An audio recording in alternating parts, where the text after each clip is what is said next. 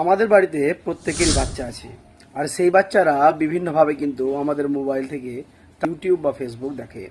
কি ইউটিউব বা ফেসবুকে কিন্তু এই সেটিংটা হয়তো আপনি অন করেননি, যার ফলে আপনার বাচ্চা হয়তো আপনার অজান্তে কোনো অশ্লীল ভিডিও দেখতেই পারে।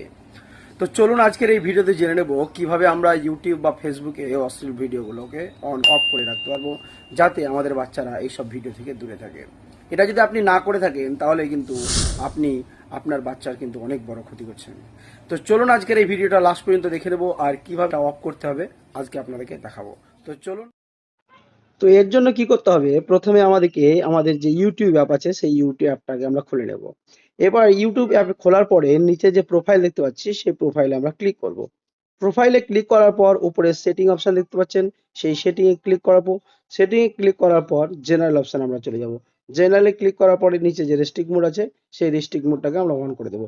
তাহলে আমরা এই ধরনের বিভিন্ন রকম অশ্লীল ভিডিও থেকে আমাদের প্রোফাইলকে রক্ষা করতে পারবো। Thank you.